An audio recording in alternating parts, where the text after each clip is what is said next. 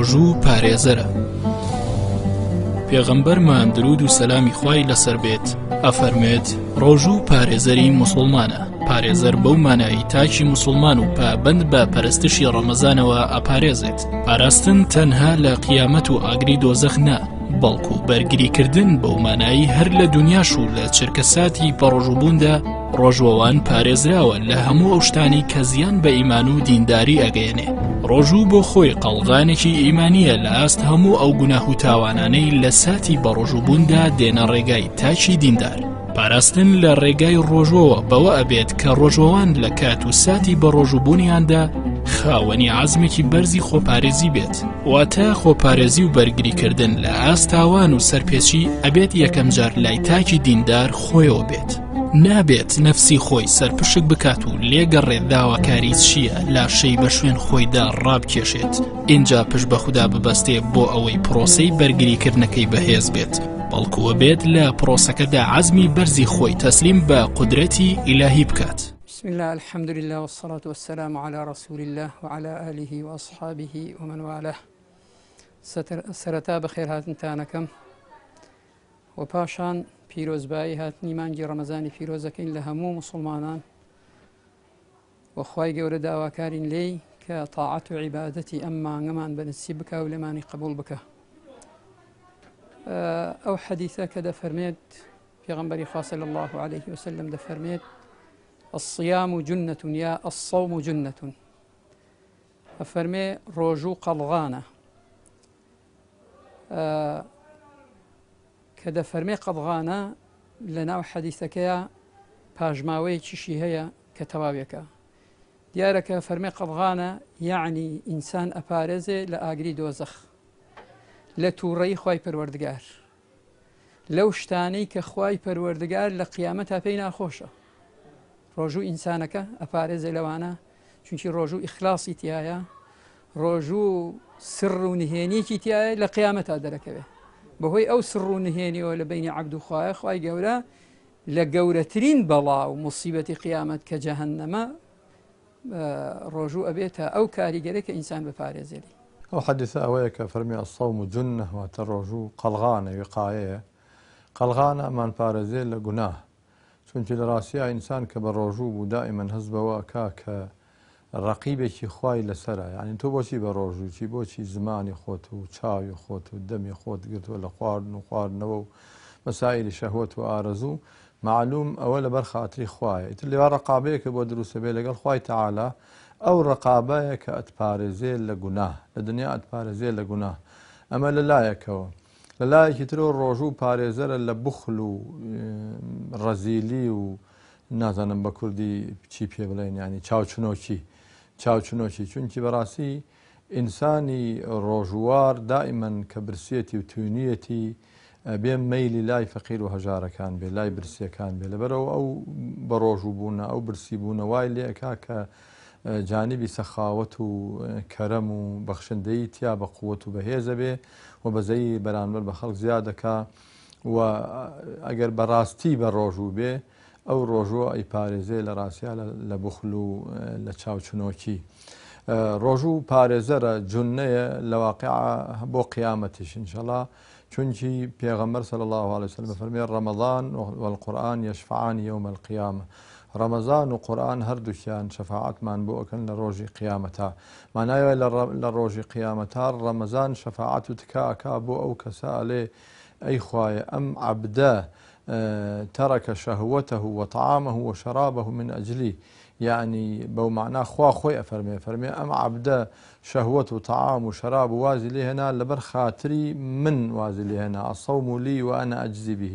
رجوب ومنه منش باداشي أدمه. وحديثك قدسي واتفرمدي خوي تعالى في غمري خوا صلى الله عليه وسلم في راجعان معناه يوايا الرجوع لقيامتي شاباري زربي لا أجر ولا زور شتيتريش، يعني مسائل نفسي جناها تاو أنا دروني كان كلنا أخي إنسان الرجوع أجر إنسان براسي بالرجوع بأي باريز خالق كزور جرينجا ئاماژەی پێ بکەین ئەوش ئەوەیە هەموو عیبادەت و هەموو پەرستش و بەندایەتیەک بۆ خۆی کۆمەڵی پرەنسیب و بناغە و قەواعیدی هەیە.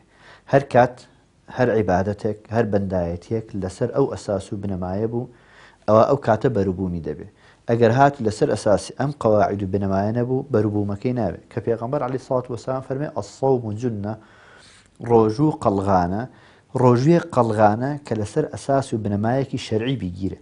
یەکەمیان ئەوەیە کە پێغەمبەر عەلەیهی سەڵات وەسەلام فەرمێ من صام رەمەضان ئیمانا واحتسابا بڕوابوون بەخوای گەورە و بە ئیخلاصیشەوە ئەنجامی بدایە ئەگەر هاتوو ڕۆژوویەک بەم مواسەفاتانە گیرە قەڵغان دەبێت لە چی دەمانپارێزێ لە چی دەمانپارێزێ لەوەی کەوا شەخصیەت و کەسایەتی ئێمە نەچێتە ژێر پرسیارێکەوە کەوا پرسیارەکە نێرێنی بێ ئەرێنی نەبێ دەمانپارێزێ لەوەی کەوا زمانمان چاومان وجودمان بۆچی دەمانپارێزێ لەبەر ئەوەی ڕۆژوو ئیرادە و ویستێکمان تێدا دروستەکە عەزیمەتێکمان تێدا دروستەکە کە بتوانین زاڵ بین بەسەر نەفس و بەسەر شێتانە ئێمە هەموو خراپەکان ئایا خراپەیەک بە دەم بکرێ بە دەست بکرێ بە قاچ بکرێ بە چاو بکرێ بە گوێ بکرێ ئەم خراپانە هەمووی شەیطانە وا دەکا لە نەفس کە زاڵ بێ بەسەر لایەنی ڕوحیدا چونکو ئینسان لە دوو ڕەهەند بێکات و ڕەهەندێکی ئاسمانی و ڕەهەندێکی زەمینی لە قوڕ و لە ڕوحی خوای کە ڕوحی خوای گەورە ڕوحی پیا کرد لەم دوو ڕەهەندەیە ڕەهەندی زەمینی دائیمەن شێطان ڕای دەکێشێ بۆ خوارە ڕەهەندی ئاسمانیش کە ڕوحەکەی دائیمەن بەرزی دەکاتەوە کەواتە لە ڕەمەزانە کە خوای گەورە سوبحانە وتەعالا شێطانەکان کۆت دەکا دەرگای جەهەنەم داخراوە دەرگای بەهەشت کراوەتەوە ڕەهەندە ئاسمانیەکەی زاڵ دەبێ بەسەر ڕەهەندە زەمینەکە کاتە ڕەهەندە ئاسمانیەکە زاڵ بەسەر ڕەهەندە زەمینەکە ئینسان ئەو کاتە دەپارێزرێ لەوەی کەوا ڕوانینی خراپ قسەی خراپ بیستنی خراپ هەنگاوان بەرەو خراپە ئەوانە هیچی نامێنێ کاتە دەیپارێزێ لەوەی کەوا شخصیەت و کەسێتی ئەم کەسە لە کەدار بێ یا بچێتە ژێر پرسیارێک کە پرسیارەکە نەرێنی بێ ببێتە هۆی ئەوەی کەوا کەسێتی ئەم کەسە نەمێنن بە ناوی خوای بەخشندە و میهرەبان یەکێک لە پایەکانی ئیسلام ڕۆژوگرتنە لە مانگی ڕەمەزان و ڕۆژوگرتنی یەکێکە لەو هۆکارە سەرکیانەی بۆ پەروەردەکردنی دەرونی مرۆڤەکان و پەروەردەکردنی ڕۆحی مرۆڤەکان بۆیە ڕۆژوگرتن کە خۆگرتنەوەی لە خواردن و خواردنەوە ڕابواردن لە بانگی بەیانی تا بانگی ئێوارە ڕاهێنانی ئیرادە و ویست و توانایی مرۆڤەکانە پەروەردەکردنیانە لەسەر دنیایەک لە پاکی و لە چاکی و لە ساغی تەنانەت لە قورئانیش فەرمێ لەعەلەکم تەتەقون واتە خۆ پاراستن لە فەرمودەیە دەفەرمێ ئەسەوم یا ئەسیام و جونە واتە پارێزەر وەک چۆن کەسێک ئەڕوا بۆ جەنگ قەڵغانێک لەبەر دەکا بۆەوەی خۆی بپارێزێ لە تیر و لە شیر و لە ڕم ڕۆژوگرتنیش پارێزەرە بۆی مرۆڤ خۆی بپارێزێ لە خواردن و خواردنەوە ڕابواردن پاشانیش لەوێەوە پەروەردە بێ لەسەر خۆ پاراستن لە تاوان لە هەڵا لە خراپەکردن مۆبایلێک کاتێک کە دەکڕین بەردەوام حەزەکەین شاشەکەی داپۆشین و بەرگێکی تێ بکەین بۆ ئەوەی کە پارێزراو بێ لە شتی تیژ لە کەوتنە خوارەوە لە هەر شتێکی تر ئەو کاتە مۆبایلەکەمان بەساغی بۆ دەمێنێتەوە کاتێک کە ئێمەش بە ڕۆژوو ئەبین بەشێک لەو پارێزگاریکردنە لەو درعەیەکە لە خۆمانی دەبەستین بۆەوەی خۆمان بپارێزین تەنانەت لە شتە حەڵاڵەکان چونکە خواردنی ئاوی سازگاری ناو بەڕادی ماڵەکەی خۆتان خواردنی میوەها لە ناو سەلاجەکەی خۆتان حەڵاڵە بۆ مرۆڤ ڕابواردنی مرۆڤ لەگەڵ خێزانی خۆیدا حەڵاڵە بۆی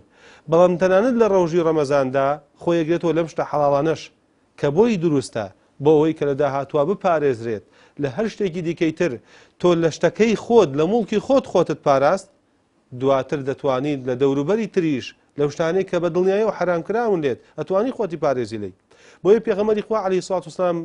مامۆژگاری گەنجەکانی دەکرد کە بە تایبەتی ڕۆژوگرتن خۆپاراستن بەشێکە لە پەروەردەی گەنجەکان چونکە ئەوانەی کە پیر و پەکەوتن نەخۆشن خوای گەورە فیدیە بۆ داناون فەرمووی ئەی گەنجەکان هەچ کەسێک توانی هاوسەرگیری بکا با بیهێنێ ئەوەی نەیتوانی با بە ڕۆژوو بێ چونکە پاشترین پارێزگاریکردنە و خۆ دوورخستنەوەیە لە هەروژێنەرەکان طبعا پێغەمبەری خوا صلی الله عليه وسلم حديثێکە کە ئیمامی بوخاری ڕەزا و ڕەحمەتی خوای لێ بێ لە ئەبو هورەیرە ومان ڕیوایەتەکە ئەویش دیارە لە پێغەمبەری خوا عەلەیهی سەلام پێغەمبەری خوایش لە خوای پەروەردگار و ڕیوایەتەکە فەرمێ خوای پەروەردگار ئەفەرمێت الصوم لي وأنا أجزي به يدع أكله وشربه پاشان فەرمێ والصوم جنة تا کۆتایی فەرمودەکە کە ئیمامی بوخاری ڕیوایەتەکە طبعی پێغەمبەری خوا صلی الله عليه وسلم کە ئەم فەرمودەیە فەرمێ شڕاحی حەدیث ڕەزا و ڕەحمەتی خوایان لەسەر بێت بەتایبەتی ئیمامی ابن حەجەری عەسقەلانی و هەروەها مولا عەلی القاری کە شەرحی صەحیح بوخارییان کردووە ئەفەرمون پێغەمبەری خوا عەلەیهی سەلام کە لێرە ئەم حەدیثە لە خوا و ڕیوایەتەکە فەرمێت ڕۆژوو پارێزگاریەکە جونە واتە تورسە واتە مەتاڵە واتە قەڵغانە پارێزگاریەکە لە ئینسان لە ڕۆژی قیامەتە لەوەی کە ناهێڵێ بڵێسەی ئاگر بێ بەسەرێ حتا لە ڕواەتی کە ئیمامی ئەحمەدا ڕەزا و ڕەحمەتی خوای لێبێ ئەمەشی بۆ زیاد کراوە کە فەرمێت مالەم یەخریق هاواتە مادام ئەو قەلغانە نەدڕێنە شەبەقی تێ نەبات عرضی پێغەمبەری خوا عەلەیهی سەلام کە فەرمن بیمە یەخریقها یا ڕەسوڵ عەلەیهی سەلام واتە بە چ شتێک خەرقی ئەوی نەکات و ئەو پەردە ئەدڕێنێ پێغەمبەری خوا عەلەیهی سەلام فەرمێ بیسیبابه وشتمه ونميمته کۆمەڵی شت لەم بابەتانە باسەکە واتە پارێزگاریەکە لە ئینسان واتە فریادڕەسی ئینسانە لە قیامەتە نەک هەر لە قیامەتە بەڵکو لە یەکەمین منزلەی قیامەتە لە کۆتا منزلەی دنیایە کە گۆڕەکات پێغەمبەری خوا عەلەیهی سەلام فەرمێت کاتێک کە ئینسان ڕائەکشێنرێ لە ناو گۆڕەکەەوە پرسیار و جوابی لێ ئەپرسێتەوانەیە لەلایەنی ئەو فریشتانەی کە خوای پەروەردگار موەکەلی کردوون ئەفەرمێت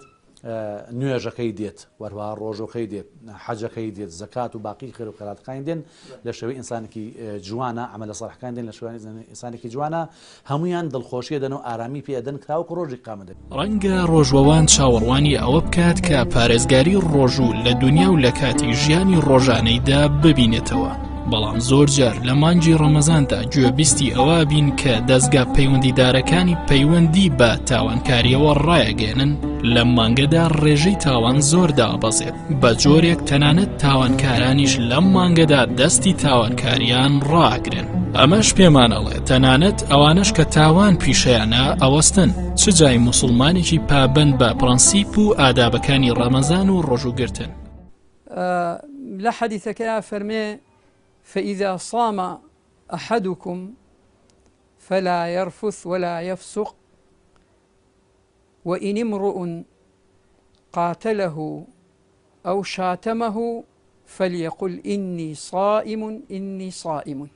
حديثك ئاماژەی بە چەند شتێک کردووە ئەفەرمێ ئەگەر جونەیە ڕۆژوو دیارە بۆ دنیا و قیامەت و دەفەرمێ ئەگەر کەسێک لە ئێوە بە ڕۆژوو بوو با لەو ڕۆژەیە شتێک نەکا کە ڕۆژووی پێ بەتاڵ بێتەوە ئەگەر هات و کەسێکیش بەری درگای پێگرت شەڕێک لە لای لابەلاوە گەڵێن ڕێگەی پێگرت ئەم ئینسانە خۆی دەرباز بکاو بفەرمێت پێی بڵێت من بە ڕۆژوم واتە ئەگەر شەڕی ویستی شەڕی لەگەڵ بکە ئەم شەڕ نەکات ئەگەر ویستی خراپە بکە ئەم خراپە نەکە حتا فەرمێگە جنێویدا یا قسەی ناشیرینی پێوت پێی بڵێ من بە ڕۆژوم دەمم ناخەمە دەمی تۆ شەڕکە مەکاتەوە ئەگەر بمانوێ باسی بکەین لە چی ئەمان پارێزێ لە دنیاە مەجای پاراستنەکە زۆرە خاڵی یەکەم ئەمان پارێزێ لە کوفر لە شیرک لە نیفاق لە مەعسیە و تاوان لە گوناهە گەورەکان چونکی پێغەمبەر صلی الله عليه و آله وسلم پێمان دەفەرمێ و بەیانی ئەکا بۆمانە فەرمێ من لم يدع قول الزور والعمل به فليس لله حاجة في أن يدع طعامه وشرابه فرمي أجر ڕۆژووی ڕۆژوانێک نەیتوانی بەرگری بکە لەو ئینسانە لە قسەی ناشرین لە گوناه لە تاوان لە حەرام لە تەعەدا لە دەستدرێژی خەڵکی لە دەست و زمانی سەلامەت نەبوون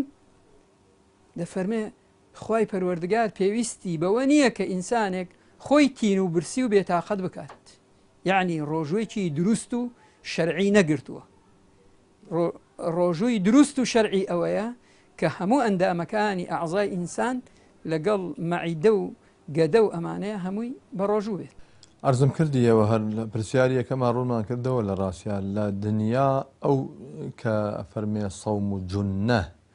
یعنی ڕۆژ و وقایەیە پارێزەرە لە هەموو جۆرەکانی گوناهین تۆ لە ئیسا گونجێ ئەگەر بە ڕۆژوو نەبی جۆرێ ئازادی و حڕیەت و تەلاقەت هەیە بەڵام کاتێک کە بە ڕۆژوو بووی هەست بەوە ئەەکەی تۆ کۆتێکت لە خۆت کردووە ئەو کۆتە کۆتی ڕۆژووە بۆیە پێغەمبەری خوا صلی الله علیه و سلم لە فەرمودەیەکی تریا فەرمێ ئەگەر ڕۆژوار وإن امرؤ شاتمه أو قاتله فليقل إني صائم إني صائم يعني ئەگەر پیاوێ ئینسانێ لە ڕۆژووی ڕەمەزانە تۆ بە ڕۆژوو بووی جنێویشی پێدای جەنگیشی لەگەڵا کردی تۆ وەڵامی مەدەرەوە بڵێ ئینی صائم ئینی صائم بەو شێوە جوای برۆ بڵێ من ڕۆژوارم مانای وایە لە ڕاستیە ڕۆژوو لە ڕۆژوار ئەو ڕۆژووە وەختی ڕۆژوە ئەبێ بیپارێزێ لە هەموو جۆرەکانی تاوان ئەبێ چاومان بپارێزە چونکی ڕۆژوو تەنیا ڕۆژووی زمان نییە کە زمانە بگری لە خواردن و لە خواردنەوە و شەهوەت و ئارەزۆکانە بگری لەو شوێنانەی ترکە مەسەلا شەهوەت و ئارەزوی تیا بەجێبەجێ ئەکرێ بەڵکو ڕۆژووی دەرونیشە وەکو چۆن ئەبێ لاشەمان بە ڕۆژوو بێ دەروونمان بە ڕۆژووی بێ دەروونمان بە ڕۆژوو بێ لە غەیبەت چاومان بە ڕۆژوو بێ لە نەزەری حرام گوێمان بە ڕۆژوو بێ لە بیستنی شتی حرام و گوناه و تاوان و گۆرانی و غەیبەت و ئەم جۆرە شتانە جنێودان و ئەمانە هەمووی ڕۆژوو پارێزەرە لەمانە لە ڕاستیە هەر ئەو ئەکرێ وەڵامی پێشوو بە شێوەیەکی تر بڵێن ڕۆژوو ئەگەر بێت و بەو قەواعیدە شەرعیانە بگیرێ ئەتوانێت لە دنیادا کەسێتیەکی گەورەمان بۆ دروستکە مەسەڵەن چۆن دائیمەن لەناو کۆمەلگاتە کەسێک خاوەنی ڕێز و گەورەیەکەوە بتوانێت زاڵ بێ بەسەر خۆیدا لە کاتی تۆڕەییە خۆی بگرێ لە کاتی ڕوانینە ئەوەی کەوا بۆی ناڕەوایە نەڕوانە یاوەخو بە تعبیرێکی تر لە دنیادا هەموو کەس سنوورێکی هەیە بۆ ئازادیەکانی ڕۆژوو فێرمان دەکا کەوا سنووری ئازادیەکانی خۆمان چەندە نەیان بەزێنین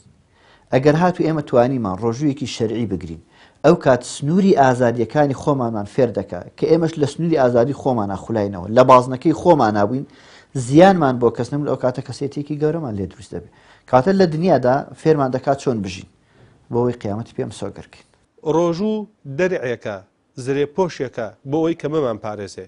یەکەم لە هەوا و ئارەزوو و شەهەواتەکان چونکە ڕۆژووگرتن ئەو کەسێک کە بە ڕۆژوو بوو واتە دەستی بە ڕۆژووە زوبانی بە ڕۆژووە چاوی بە ڕۆژووە گیانی بە ڕۆژووە هەست بە مراقبەی خوای گەورە دەکات سوبحانەه وتەعالا بۆ یەکەم خۆی دەپارێزێ لە هەوا و ئارەزوو و شەهەواتەکان کە ئەمەش خاڵێکی زۆر گرنگە مرۆڤی مسلمان خۆی ئەپارێزێت لە تەنانەت لە درۆکردن چونکە لە حەدیثە هاتۆ دەفەرمێ ئەگەر هاتو کەسێک لە ئێوە بە ڕۆژوو بوو فەلا یەرفەث با قسەی خراپ نەکا با درۆ نەکا و لە فەرمودەی ترا هاتوو هەچ کەسێکەوە ڕۆژووگرتنەکەی دووری نەخاتۆوانێ لە قەولی زور لە درۆکردن لە شایەتی درۆدان ئەوە بەڕاستی تەنها دوور کەوتۆتەوە لە خوای گەورە و ڕۆژەکەی سوودی پێناگەێنێ ناخی مرۆڤ کۆمەڵێک سروشتی هەیە کە پێر ناگا و فێر نابێت لە حاڵەتێکی برسێتیدا نەبێت برسێتێکی مەبەستکراو بۆیە هەندێک وەتەر هەیە لە ناخی مرۆڤدا هەندێک ژێ هەیە لە ناخی مرۆڤدا تەنها ڕۆژووگرتن ئەیان کاتەوە تەنها ڕۆژووگرتنی مەبەست کە خۆگرتنەوەی لە خواردن و خواردنەوە ڕابواردن ناخی مرۆڤ کاتەوانێ هەست و سۆزەکانی سافەکە دڵی خاوێن ئەکا ڕەوشتی جوان ئەکا ڕەفتاری شیرین ئەکا گفتوگۆی وا لێ دەکا پەیوی نورین بێت چونکە من زوبانم ئەپارێزم لە حرامەکان لە خراپەکان وای لێ دەکا سیرکردنی مەبەست بێ بیستنی مەبەست بێت کە ڕۆژگارانی تر گوێی نەداوە بەوەی کە ئەیبیستێ و ئەیبینێ بەڵام جوانترین فلتەرە بۆی کە مرۆڤەکان خۆی بپارێزێت لە ژیانێکی هەرچی و پەرچی لە ژیانێکی بێواتا لە ژیانێکی ڕەشۆکی لەمە دو ژیانێکی پڕ لە ڕێکخراوی پڕ لە جوانی پڕ لە پاکی پڕ لە دنیای ئەوین بۆ مرۆڤ دروست ئەبێ بۆیم ڕۆژوو پارێزەرە ئەمان پارێزێ لەوەی کە نەزانی چۆن کا دەبینە سەر لەوەی نەزانی چۆن سەیرەکەین چۆن ئەبینین لە ڕەمەزانە ئەوجا ئازانی کەسەی تەلەڤیزیۆنەکەی چ دنیایەکی تر تا ئێستەکانی هەبوو پێت نەزانیوە سەیر ڕۆژکاری ڕۆژانە دەکەی توانێ ئەو کاتە ئەزانی کە تا ئێستەکانێ بێبەرنامەیی چۆن ژیانی مرۆڤەکانی کوشتووە بەرنمەیەکی جوانت پێشکەش دەکا ژیانێکی ڕەنگاڵت پێشکەش دەکا لە دنیای هەر خودی ئاەتەکە کە لە قوتایە فەرمێت کوتیبە عەلەیکم الصیام تا ئاەتەکە کە فەرمێ لعلکم تتقون بە ئومێدەوەی کە ئێوە بپارێزن خۆ ینی خۆتان پارێزن و ڕۆژە خۆش بێتە هۆکارێ بۆ پاراستن کاتێک کە بابای مسلمان بە ڕۆژوە بێت خۆی ئەگرێتەوە لە قسەی نابەجێ گوتن قسەی ناشەرعی گوتن وەروها کاتێک کە بابای مسلمان بە ڕۆژوە بێت نەک قسە بە خەڵکی ناڵێت و جنێو ناڵێ بە خەڵکی بەڵکو ئەگەر بێت و کەسێکی ژنەوی پێ بدات ئەم ئینزارێک کات و هۆشیارێکی پێداڵێ فلانە کەس تا ئەم ئاسە ڕاوەستە چونکە من بە ڕۆژوم وەروها ئەگەر بێت و کەسێک شەڕی لەگەڵا بکات و لەگەڵا بێ بجەنگێت پێڵێ ئەنا صائم من بە ڕۆژوم کەواتە پارێزگاری لێکە لەوەی کە هەم تەحملی ئەذیەت و ئازاری خەڵکی ئەگات و هەروە هەمیش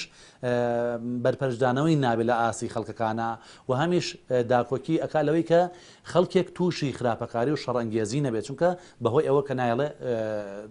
هەم بجەنگێت هەمیش لەگەڵا جەنگ بکرێت پاشان پێغەمبەری ئەکرەم صلی الله علیه وسلم لە حەدیثێکە پێمانە فەرمێت من لم يدع قول الزور والعمل به فليس لله حاجة أن يدع طعامه وشرابه واتا ئەگەر ئینسان ڕۆژوو وهای لێ نەکەکەواتە ئەمە مەفهومی مخالفەکەیەوەکە ئەفەرمێن ڕۆژوو وای لێ نەکە کە لە قسەی ناشەرعی و لە کردداری ناپەسەند و کارپێکردنی کردداری ناپەسەند دەست کۆتا بکات ڕۆژەکەی یعنی ڕۆژەکەی لێ بکات ئەو دیارە خی پەروەردگار پێویستی بەوەیە کە ئینسان هەم خۆی برسیکات و هەمیش خۆی تینوکە مەفهومەکەی وا دەرەکەوێت لەوەی لە فەرمودەکەی پێغەمبەری خوا عەلەیهی سەلام واتە ڕۆژوو وا ئەکا لە ئینسان کە لە دنیاە بەرامبەر بە دیگەران قسەی نابەجێ نەکات وەروها کردداری ناپەسەندیش ئەنجام نەدەتاوەکو ببێتە هۆکارێک بۆ دڵ ئێشانی خەڵک وەکو قسەکانی وارە بێتە هۆکارێک بۆ وها نەبێتە هۆکارێک بۆ ئازاردانی جەستەی خەڵک بەکردەوەکانی چکە جاروای لێدان ڕوادا لایەنی ئەم ئینسانەوە مانگی ڕەمەزان و ڕۆژوگرتن تیایدا یەکێکە لە ئاکارە بەرز و پەسەندەکانی ئاینی پاکی ئیسلام و لە ڕوکنە هەرە بنەڕەتیەکانی ئاینداریمانە بۆیە پابەندبوون پێیەوە واتە وەڵامدانەوەی ڕاستەوخۆی فەرمانی خوای بەدیهێنەر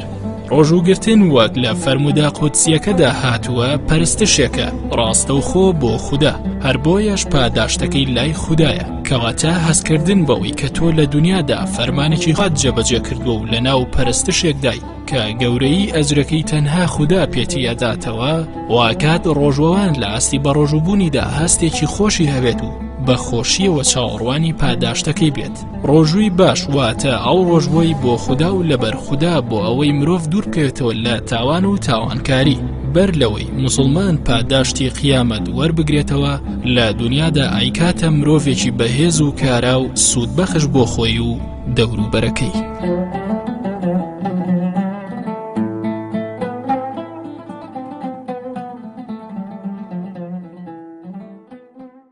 ئەو ڕۆژوە دیارە پاراستنەکەی لە دنیا و لە قیامەتە لە بواری عەقیدەیە ئینسانە پارێزێ و لە بواری ئیجتیماعی و کۆمەڵایەتیشە ئینسانە پارێزێ دیارە ڕۆژووی شەرعیە ڕۆژوی شەرعی پێغەمبەر صلی الله عليه و آله وسلم بە دەرمان دایناوە ئەوەتانێ لە بواری کۆمەڵایەتیە بە تایبەتی جانیبی ئەخلاقی و ئەمانە تأثیر و شوێنەواری گەورەی هەیە پێغەمبەر صلی الله عليه و آله وسلم ڕوو ئەکاتە گەنجەکان و فەرمێ يا معشر الشباب من استطاع منكم الباءة فليتزوج ئەفەرمە ئەی کۆمەڵی گەنجان ئەو کەسەی توانای هەیە و پێداویستی ژنهێنانی هەیە با ژن بێنێت چونکی بەڕاستی ئەبێ بە پارێزەری و پاشانە فەرمێ ومن لم يستطع فعليه بالصوم فإنه له وجاء ئەفەرمێ هەر کەسێکیش پێداویستی ژنهێنانی نەبوو با بە ڕۆژوو بێ ڕۆژوو ئەی پارێزێ ئەو ڕۆژوە شەرعیە ئەو ڕۆژوەیە زانەکانە فەرمون ڕۆژوو سێ پلەی هەیە پلەی یەکەم عامەی خەڵکە کە مەعیدەیان هەڵ ئەگوشن خۆیان بەرگریەکەن لە خواردن و خواردنەوە و سەرجەیی پلەی دووهەم ئەفەرمون ڕۆژووی عەبدە ساڵحەکانە ئەمە عامەی خەڵک ئاوایە بەڵام عەبدە ساڵحەکانی خوای گەورە فەرمون وەک گەدەیان هەڵگوشیوە و خۆیان لە حەڵاڵ پاراستووە مەعیدەیان بە ڕۆژووە ئەفەرمون زمانیشیان بە ڕۆژووە وەک لە حەدیثەکە ئاماژەی پێکرد باسمان کرد زمانی پارێز ئینسانەکە لە حەرام چاوی ئینسانەکە بە ڕۆژووە لە حەرامی پارێزێ دەستی ئینسانەکە بە ڕۆژووە لە حەرامی پارێزێ و بەکاری ناهێنێ قاچی ئینسانەکە بە ڕۆژووە بە هەمان شێوە لە ڕۆشتن بۆ حەرام بەکاری ناهێنێت حتا زانەکانە فەرمون پلەی سێهەمیشی هەیە کە ئەویش ڕۆژووی پێغەمبەران و مقەڕەبینە کە فکریشیان بە ڕۆژووە دڵیشیان بە ڕۆژووە یعنی بە فکریشیان داڵغە و خەیاڵی گوناه نایە بە سەریانە دڵیشیان مەیلی گوناه ناکات کەوا بوو ئەو ڕۆژوە شەرعیە ئەوەیە کە لە ڕاستیە مەسئلەی ئیمانی تیابێ کە مراقبەی ئەم ئینسانە هەست بکە مراقبەی خوای پەروەردگاری لەسەرە چۆن پێغەمبەری خوا صلی الله عليه و آله وسلم لە حەدیثەکە بۆمان بازەکە لە باسی ئیحسانە ئەفەرمێ کە پرسیارەکە لە جیبریل ئەفەرمێ إحسان كامية أفرمي أن تعبد الله كأنك تراه فإن لم تكن تراه فإنه يراك أفرمي أبي وعبادتي خوابك جاء عبادتك الرجوع به يان نويج به يان حج به يان باقي عملك عني تربيت أفرمي وأبي عبادة أنجام بك أنما تو خوا أبيني خو أجر تو خوانا أبيني خوي تعالى تو دبينت أبي أبم هستوى عبادتك بكي أما للروع عقيدتك كبزاني خواي پروردگار بسرتويا بويا نهينيكي روجو كلا بيني خوا وعبدايا أم راقبية دريخات أم تأثيري كردوا لسر عبدك وديارة لە ڕوانگەی بەندایەتێکە و لە ڕوانگە ئەخلاقێکەشەوە. ئەو ئەو ڕۆژەیە کە فیعلەن ئیسە باسمان کرد لە سوالەکانی ڕابردووە کە ئەو کەسە کە بە ڕۆژوو بۆ بێ هەست کا بەوەی کەوا لەبەر چی بە ڕۆژووە ئەبێ هەست کا بەو حەدیسە قودسیە کە خوا فەرموویەتی ئەسەوم لی و ئەنا ئەجزی به ئەو ڕۆژووی کە خوا ئەوێ ئەبێ ڕۆژووی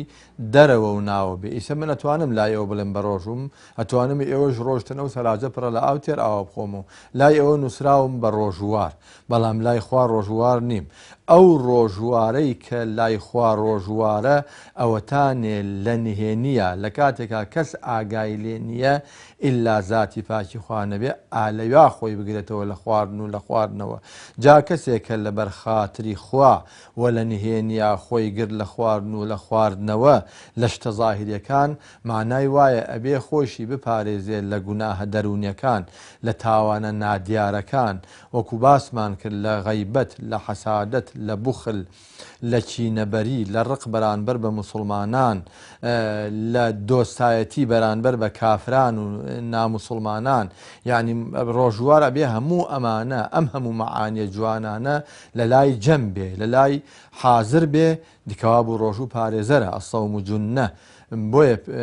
حەدیسەکەیشە فەرمێ ئەسەوم لی و ئەنا ئەجزی به خوا فەرمێ ڕۆژوو بۆ منە یعنی ئەو ڕۆژۆی کە ئاوا بێ خوا فەرمێ بۆ منە نەک ڕۆژۆیکی زاهری تۆ بە زاهری بە ڕۆژووی بەڵام لەولاوە خۆ ناپارێزی لە غەیبەت لە نەزەر لە تاوان لە گوناه لە جنێودان ئەوە ئەو ڕۆژوو نییە کە خوا دەربارەیە فەرمێ ئەسەوم لی و ئەنا ئەجزی به و ئەو ڕۆژۆیش نییە کە خوا ئەفەرمێ ئەسیام و جونە ئەم جارە ئەو ڕۆژۆیە کە پێغەمبەری خوا صلی الله علیه و سلم ئەمرەکە بە شەبابە فەرمێ یا معشەرە الشەبابی من استطاع منکم الباءة فليتزوج کێ لە ئێوە توانای هەیە ژن بێنێ با ژن بێنێ وئیلا فعليه بالصوم ئەگەر بە ناتوانێ ژن بێنێ با بە ڕۆژوو بێ فإنه له وجاء یعنی ڕۆژوو بۆ ئەبێتە پارێزەر قەڵغان لە گوناه و تاوان ئەوە ئەو ڕۆژەیە کە خوا ئەمری پێەکە یەکەم ئەوەیە هەموو عیبادەتێک چەند مەرجێکی هەیە بۆ ئەوەی کەوا وەرگیرێ مەرج یەکەمی عیبادەت بڕوابوونە بەخوای گەورە ئیمان بەخوای گەورە دووە مەرج ئەوەیە کەوا بە ئیخلاسەوە ئەنجام بدەیت یعنی هەرچی دەکەی لەبەر خاتری خوای گەورە بێ لەبەر خاتری شتی تر نەبێ هەرچی دەکەی لە پێناوی خوای گەورەدا بێ لەبەر خوای گەورە بێ لەبەر شتی تر نەبێ سێیەمیان ئەوەیە کەوا متابعەی پێغەمبەری عەلەیهی سەڵات وەسەلام تێدا بێ کەواتە هەر عیبادەتێک یەکێک لەو سیانی تێدا بوو یەکەم بڕوابوون بەخوای گەورە دووەم بە ئیخلاسەوە سێیەم بە متابعەی پێغەمبەری کرد عەلەیهی سەڵات وەسەلام کۆبوونەوەی ئەم سێ خاڵە بەسەریەکەوە دەبێتە هۆی ئەوەی کەوا ڕۆژوویەک بێت لە قیامەتە هەر عیبادەتێک مەسەڵەن ئێستا باسی ڕۆژووەکەین ئەگینا هەر عیبادەتێک پێویستی پێم سێ مەرجە هەیە ئەم سیانە کە کۆبوونەوە یەکیان گرت عیبادەتێکە بێت لە قیامەتا پێی سەربەرز دەبین بەڵام هەر کاتات و کەسێک ڕۆژوو بوو لەبەر خاتری خوای گەورە بەڵام متابعەی پێغەمبەری تیانە عەلەیهی سەڵات وەسەلام یا متابعەی پێغەمبەری تیا صلی الله علیه وسلم بەڵام لەبەر خەڵکی ئەیگرێت لەبەر خەڵکی عیبادەتەکە ئەنجامەدا ئەمانە لە قیامەتا بەرووبوومی نییە بۆیە پێغەمبەر صلی الله عليه وسلم فەرمێ من لم يدع قول الزور والعمل به فليس لله حاجة من أن يدع طعامه وشرابه هەر کەس لە کاتی ڕۆژبوونە ئەگەر واز لە وتە و کردەی خراپ و نابەسەند نهێنێ خوای گەورە پێویستی بە عیبادەتی نییە عیبادەتی ئێمە لە پێناو خۆماندایە نەک لەبەر ئەوەی کە خوای گەورە قازان جێ بکە بۆچی لەبەرەوەی سیر کە خوای گەورە لە باسی قوربانی ئەفەرمێت لن ينال الله لحومها ولا دماؤها ولكن يناله التقوى منكم لە عیبادەتی قوربانیکردنە خوای گەورە نەپێویستی بە خوێنەکەی نەپێویستی بە گۆشتەکەی ئەی مەسەلەکە چیە مەسەلە ئەوەیە کەوا ئینسان چەندە بۆ خوا ئەنجامیەدا کەواتە ڕۆژووگرتنێک یا ڕۆژوویەک کەوا دەبێتە قەڵغانێک لە دنیا و قیامەتە مایەی سەربەرزی قیامەت دەبێت ئەو ڕۆژوێکەوەی حکمەتەکەی و فەلسەفەکەی هاتوێتە جێکە ئیش چییە کە خوای گەورە فەرمێ لعلكم تتقون کەواتە بڕوابوون بە خوای گەورە ئیخلاص و متابعە هەر عیبادەتێک ئەم سیانەی تێدا بوو ئەو عیبادەتە ئەوەیە کە خوا لە قیامەتا وەری دەگرێت و پاداشتی لەسەرداتەوە بەڵام هەر کات هاتوو یەکێک لەوانی تێدا نەبوو مەسەن کابرا بە ڕۆژوە بێ لەبەر خاتری دایکی یا لەبەر خاتری باوکی وەڵا لە کۆمەلگایەکا دەژی هەموو خەڵکی بە ڕۆژوە با منیش بە ڕۆژوو بم لە کۆمەلگایەکەوە هەموو خەڵکی عیبادەتەکە با منیش بیکەم ئەم با منیش بیکەم لەبەرەوەی خەڵکی هەمووی دێکە عیبادەتەکەی تەنها چیە تەنها ماندووبوون و زەحمەتێکە بۆ خۆی نەکەوەی کەوا چاوەڕێی پاداشتی قیامەت دیارە ڕۆژووگرتن ڕواڵەتێکی هەیە کە خۆگرتنەوەی لە خواردن و خواردنەوە ڕابواردن بەڵام ڕۆژووگرتنێک کە سەر دەستپێکەکەی بەمەیە ڕۆژووگرتنێک کە خوا ئەفەرمێ ئەسەوم لی و ئەنا ئەجزی به هی خۆمە ڕۆژووگرتن من خۆم پاداشی ئەدەمەوە چونکە فێری نیەت پاکیمانەکە چونکە فێری ئەومانەکە بە پەنهانی ساغ و پاک بین زۆرێک لە خەڵکی لە ڕواڵە تا ساغ و پاکە بەس پەنهانی وێرانە بۆتە کەلاوەی ڕووخاو پڕێتی لە گورگ و لە مار و لە هەژدیها بەڵام ڕۆژوو فێرمانەکە وەکو چۆن لە دەرەوە خەڵگەزانانی بە ڕۆژوم لە ناوە لە ماڵەوەش خۆتوانم ئەو بخۆمەوە خۆتوانم نانێ بخۆم بەڵام نایکەم بۆ چونکە ئازانم خۆ ئاگای لێمە بۆیە ڕۆژوو پێمان دەڵێ فێرمانەکە کە ناخیشمان پاک بێ کە نهێنیەکانمان پاک بێ کە لە کاتی نهێنی و پەنهانیدا دنیایەک لە چاکی و لە ساغی و لە جوانی و لە پاکی بنیاد بنەین بۆی ئەو ڕۆژەیەمان پارێزە لە ڕۆژی قیامەتە ئەو ڕۆژەیە کە لە ناخەوە هەڵقوڵاوە کە ڕەگوڕیشی لە دڵا چەسپاوە کە نیەتی مرۆڤەکان ساغەکە کە مرۆڤ دەمەزەر دەکاتەوە کە شەحنێکی ڕاستەقینەی ئیمانی دەکاتەوە ئەو ڕۆژوگرتنەیە کە هەموو مرۆڤایەتی پێویستی پێێتی بەو پەڕی قەنەعەتەوە دەڵێم ئەگەر هەموو مرۆڤایەتی لە وڵاتی ئەمریکا ئەوروپا هەموو مرۆڤەکان ئەگەر پێیان هێناسەی ڕۆژوگرتنیان بۆ بکەی ئەوانیش پێویستیان بۆیە کە بە ڕۆژوو بن حتا و کەسێک کە ملحیدە پێویستە بەوەی کە بە ڕۆژوو بێ لەبەرەوەی تەندروستی بۆ لاشەی بکرێتەوە لەبەرەوەی جاربەجارێک برسی بێ لەبەرەوەی کەوەتەری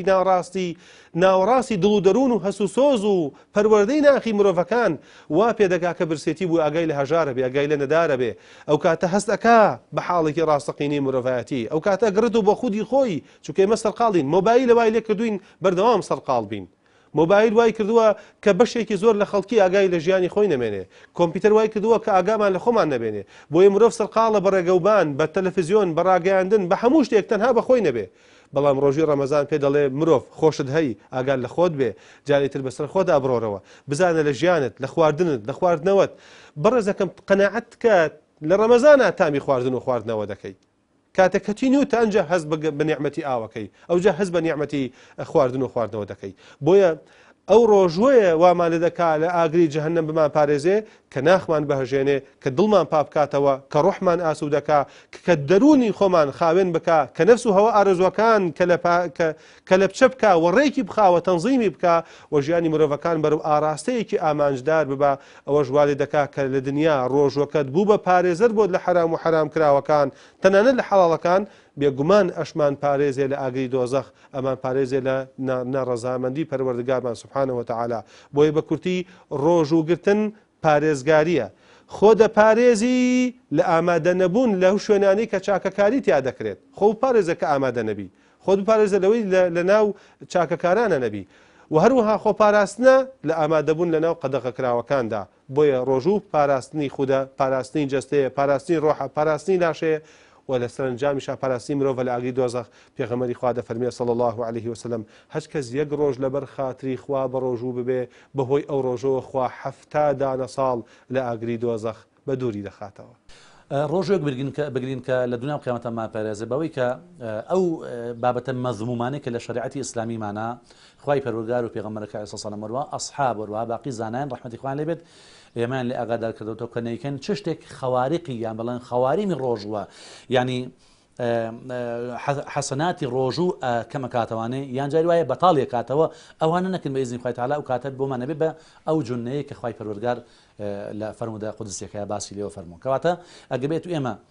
ئیسلام کاڵای بەرمان بێ پێغەمبەری خوا عەلەیهی سەلام کاتێکە ڕۆژووی ئەگرت کاتێکە ڕۆژووی ئەگرت ئەسڵ لە کاتی غەیرە ڕۆژوانتیە ئینسانێکی دەمپاک و دەستپاک و دایانپاک بوو بەڵام لە کاتی ڕۆژوانتیە سەرباری چاکەکانیشی سەرباری ئەو چاک ڕەفتاریانەی زیاد لەوەش ینی حەسەناتی لەگە خەڵکییا کرد سەحابە فەرموون ڕەزا ڕەحمەتی خوای لێبێ فەرموون پێغەمبەری خوا عەلەیهی سەلام لە مانگی غەیری ڕەمەزانە زۆر خێر و خێراتی کرد بەڵام لە مانگی ڕەمەزانە لەباتیشتر بوو بۆ حەسەناتکردن و چاکەکردن و بەخشێنەوەی ماڵ و خێر و خێرات بەسەر خەڵکی و هەژارانە ئەمە تۆکمەکردنە هەر بۆیەش زانایان ڕەحمەتی خوای لێبێ ینی لە فەرموودەکەی پێغەمبەر صلی الله علیه و سلم کە فەرمێت ئینسان ئەگەر بێت و ڕۆژووی گرت بە پاشان زەکاتی ئەبدان دەربکات کە پێوتێت زەکاتی فیتر سەرفێتە دەربکات واتە پاڵفتەکارێکە وەروەها وەکو بڵێ سەرقەباخی غێر و خێرات و حەسەنات و چاکەکاری ئەم ئینسانانێتەوە لە ڕۆژی قیامەتە لە هۆی ئەو ئازا ئەو کارە ناپەسەندانی کە لە کاتی ڕۆژەکەی گرتوێتی واتە ڕۆژێکی جوان بگرێت وەروە زەکاتی فیتڕەکەشی دەربکات ئەو کاتێتر بە ئیزنی خوای پەروەردگار ڕۆژێکی باشی گرتووە ئەبێتە پارێزگاری کاری لە ڕۆژی قیامەتە بە ئیزنی خوا رب العالمین.